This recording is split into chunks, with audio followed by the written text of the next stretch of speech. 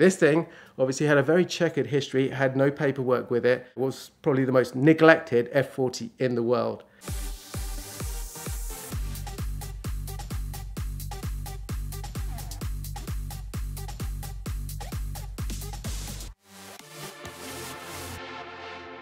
Now, it's no secret that my channel being a Ferrari predominant channel, my favourite car, my all-time favourite is the Ferrari F40. One of my biggest regrets was about 6 years ago, I had the opportunity to actually buy one.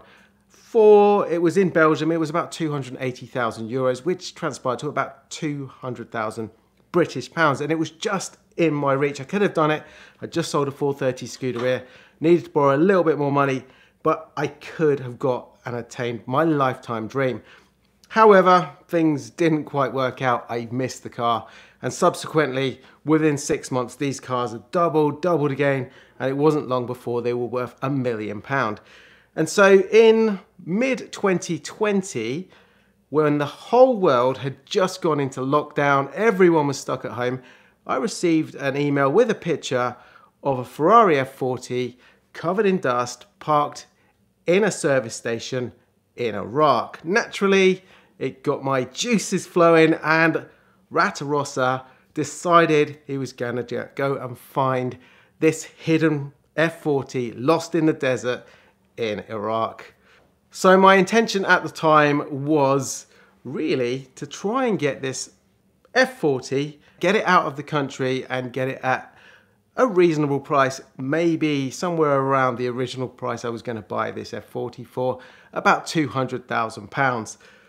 Obviously, it was a pipe dream at the time, but I thought we're going to try and see if we can actually find this thing. So I did a bit of research on the web, and this picture, I had actually seen it a few years before.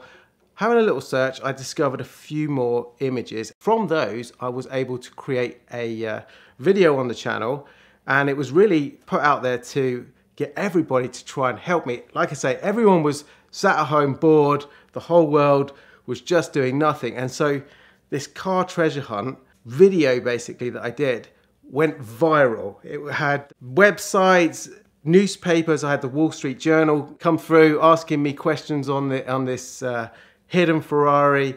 I had YouTubers commenting on it. I had Salamandre put $1,000 reward for anybody who could help me find this F40. My channel at the time was relatively small, so it just blew up within a week. So at the time, the whole world, like I say, was in lockdown. We were all quite bored. So this amazing one-off car that was hidden away, this fantastic car treasure, probably one of the most exciting ones in the world, got everybody involved. It went everywhere around the world. Australia, I was getting so many, I didn't sleep for a week because I was just bombarded with emails. I had so many comments on the video, which made me subsequently really want to find this car and try and save it even more.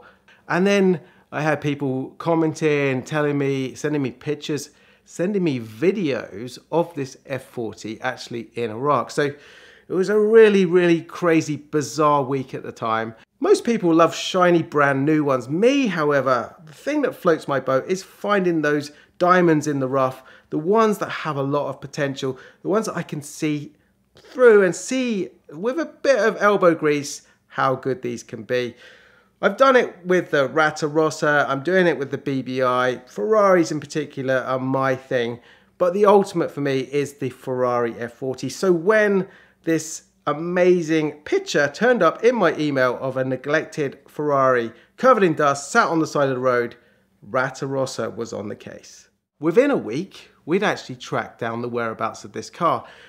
We used certain information, so like I say, from the pictures we were able to see that it was parked in a service station in Iraq. We could see in the background, and we were able to nail down the location. And from that, people were able to tell me and say that it had been shipped to various other places. We had pictures of the car, and it looked in a terrible state, literally sand everywhere. We had the rear clam open, you could see the engine, it had sand all over this car. It looked horrendous. The paintwork was really faded. All the Lexan rear polycarbonate screens just scratched. You couldn't see through them.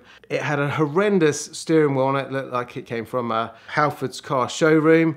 And it was still something that I thought, well, on my channel, it'll be great to try and rebuild and get this car. So part of that week, during that week, I had a rather strange email that came through. It says, hi, I'm Big Chris from Gas Monkey Garage, and gave me some information to prove it was all real, and said, I can help you out with this Ferrari F40. I know where it is. I've actually been there, and we tried to buy it. Gas Monkey, obviously, being my absolute favourite. I watched the black F40 probably about 10 times that series on Gas Monkey. So basically they finished the black one, they had a load of parts left over, and they also knew about this F40 in Iraq. Big Chris had flown out there, got himself into the country. They had also tried to buy this car and got very close. It was going to take quite an effort to get it out of the country. And he came on the channel, we talked about how we could do it.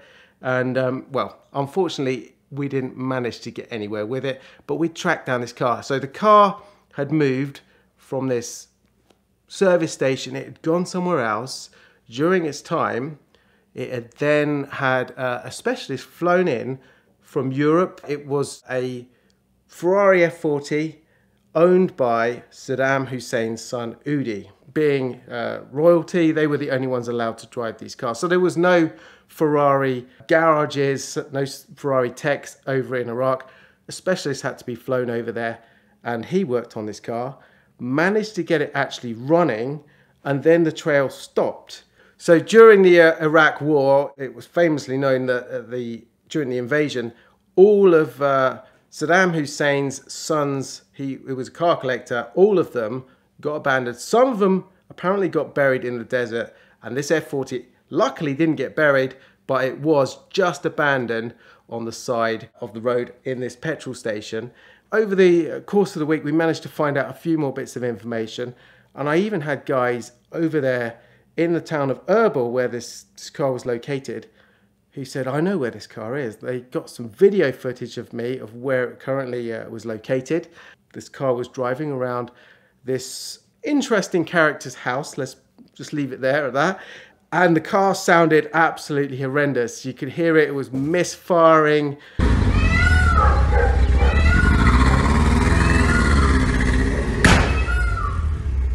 It had been painted. It looked okay on the outside, but it certainly was not running very well at all. Uday, apparently, when he had this car, the story goes that each morning, if he ever wanted to use it, whatever clothes he was wearing, he would have the car repainted to match his outfit.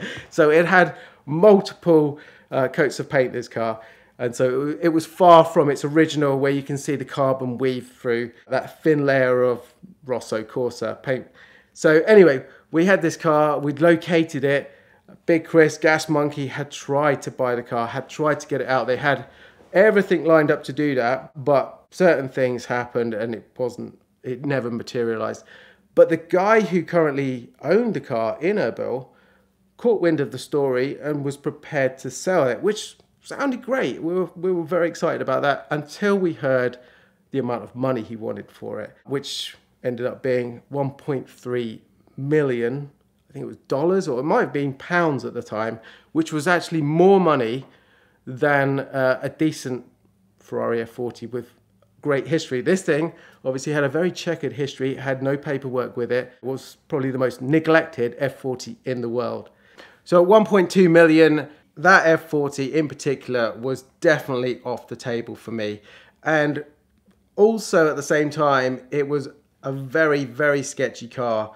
In the background, I was getting emails from a lot of people in Iraq who believed that the car really should stay there. And to top it all off, on Twitter, Saddam Hussein's daughter put a message out saying that anyone who tries to take that car out of Iraq would face consequences.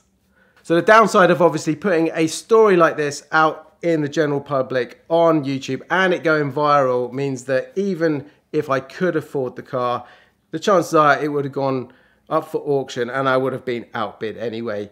So that car for me was a no-go. I have subsequently had several people who have asked me if I want to buy it. They know the car. Apparently it's somehow come out of Iraq, but knowing the history and knowing what came with putting the videos out, I definitely would not want to buy that car either way, even if it was pretty cheap. So on the channel, I have decided in the future, we will be building an F40, so watch this space.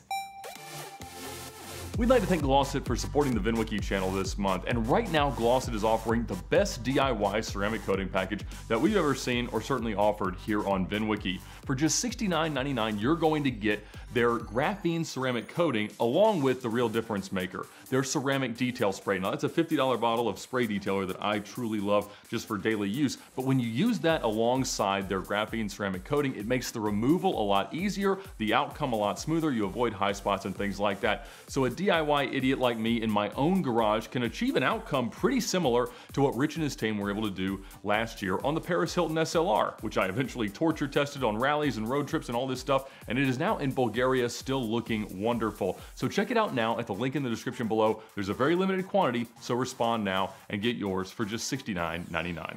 Thanks, Glossit.